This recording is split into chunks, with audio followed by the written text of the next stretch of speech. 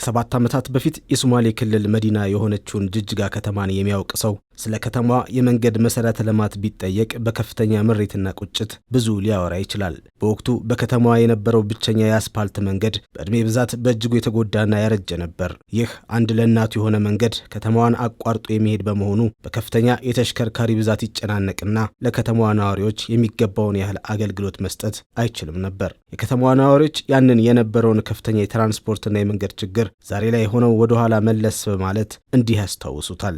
በፊት የነበረው የመንገድ ችግር አንድ መንገድ ከመሆኑ አንፃር በጣም የመንገድ መጨናነቅ ነበረ። ከዛ ባሻገር መንገድ ያኛው ሲጨናነቅ ሁለተኛው መንገድ ስንጠቀም ሁለተኛው መንገድ ፒስታ ስለሆነ እዛኛው ፒስታ መንገድ ላይ መኪና በጣም ስፔር በጣም ብዙ የመኪና እቃ እየተጎዳ ስፔር ፓርት በጣም ብዙ ወጪ እያስወጣን ነበረ። ድሮ በጣም ጭቃ ነበረ ችግር አለበት። እግር ላይ ደግሞ መሄድ አይችልም። አንድ ስፓልት ነበረ ጅጅጋ ውስጥ ከዛ ስፓልት ላይ ጃም ነበረ። ሁሉም መኪኖች ይሄዳል ነበረ። ይህንን ከፍተኛ ችግር ያስተዋለው የክልሉ መንግስት ባለፉት 7 ዓመታት በመንገድ መሰረተ ልማት ላይ ከፍተኛ ትኩረት አድርጎ በመስራት በከተማዋ ከ50 ኪሎ ሜትር በላይ ዋና ዋናና መጋቢ መንገዶችን ገንብቷል። በዚህ 7 ዓመት ላይ ከ50 ኪሎ ሜትር በላይ አስፋልት መንገዶች ነው የተሰሩ። ኮሪደርም ጨምሮ ማለት ነው። 10 ኪሎ ሜትር የመጀመሪያ ፌዝ ኮሪደር የተሰራበት ሁኔታዎች አለ። ሰከንድ ፌዝም አሁን ያው ከወቻሌ አደባባይ እስከ ኤርፖርት ድረስ ሌላ 10 ኪሎ ሜትር የሰከንድ ፌዝ የኮሪደር አካል ሆኖ የተሰራበት ሁኔታዎች አሉ። ሌሎችንም የባይፓስ መንገድ ባለፈው ሳምንት የተመረቀውን 7 ኪሎ ሜትር ከተማን ጎን ለጎን የሚያቋርጥ ባይፓስ መንገድም የተሰራበት ሁኔታዎች አሉ።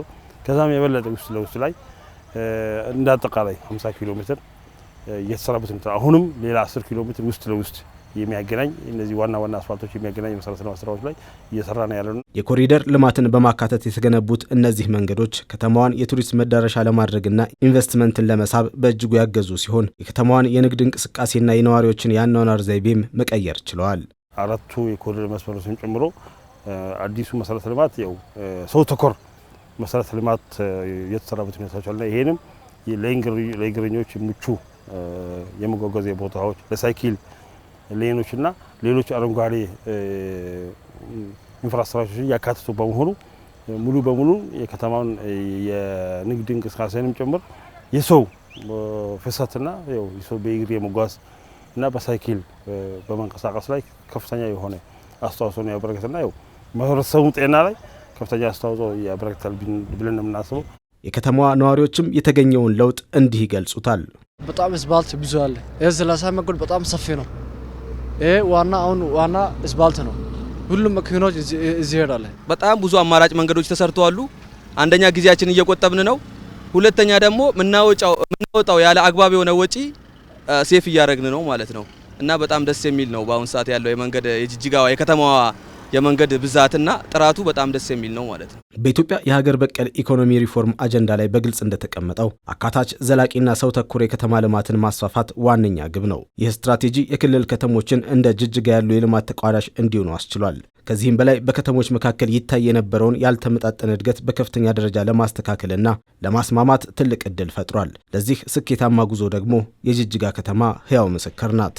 ፕራይመሪ ሲቲ ነበር። ፕራይመሪ ሲቲ ማለት ቀጥሎ ያለው ከተማ በ12 እጥፍ የምትበልጥበት ሁኔታዎች ነበር። ይሄ ደግሞ በዚህ ዘርፍ ላይ ሲታየው ከፍተኛ የሆነ ቅፋቱ የነበረበት ሁኔታ ነው። እንደ መንግስትም እንደ ክልል የተወሰደው ምንድነው ያችን የማጥበብ ስራ ላይ ተሰራውና በሁሉም የክልል ዋና ከተሞችና ከዛ በቀጠል በክልል ከሌሎች ከተሞች ላይ በእኩል ልማቱ እንዲዘረጋና በእኩል እንዲስፋፋና አገሪቱ በአንድ እድገት እንድታሳይ የሚል አቅጣጫ ላይ ተገኘ። ይሄን ማሳየው በሁሉም ክልሎች ላይ እየሰራ ያለው ስራዎችና እንደ ጅጅጋም ለምሳሌ ይወስዳል። እኛም እንደ ክልል ያን ጽንሰ ሀሳብ ወስከታች ድረስ አወርደን ጅጅጋ ብቻ አይደለም ካሁን በፊት የነበረው ጅጅጋ ከጅጅጋ ቀጥሎ ያለው ጎሬ ጅጅጋ በ4 እጥፍ ነበር እስከ 5 እጥፍ ነበር የምትበልጠው ማለት ነው። አሁን ያለ ማብጠብ ሌሎችንም የዞን ዋና ከተሞች ላይ ትኩረት ሰጥተን እየተንቀሳቀስንበት ሁኔታ ነው ያለው። ይህ በጅጅጋ ከተማ የተጀመረው ሰው ተኮር የልማት ጉዞ በዚህ ብቻ አልቆምም። በሶማሌ ክልል በዚህ በያዝነው ዓመትም በተለያዩ የክልሉ ከተሞች የመንገድና የከተማ መሰረተ ልማትን ግንባታ በተጠናከረ መልኩ እየተተገበሩ ይገኛል። ዘንድሮ ብቻ ከ15 ኪሎ ሜትር በላይ የአስፋልት መንገድ እየሰራ ነው እና ቀጣይ ሌሎች ዋና የዞን ከተሞች ላይ በእንደዚህ አይነት ስራው እየሰራ ነውና አሁን ይሄ ኢትዮጵያ ታድጋለች የሚለው ጽንሰ ሀሳብ ፕራክቲካል በሆነ መልኩ ያው ከተሞች ላይ ይሄን መሰረተ ልማት ለማስፋፋት በጎን ለጎንም የከተሞች ሪፎርም ስራዎች እየሰራን ያለና ዘንድሮ ብቻ ከ110 በላይ ከተሞችን ሪፎርም ስራዎች እየሰራንበት ሁኔታ ነው ያለው።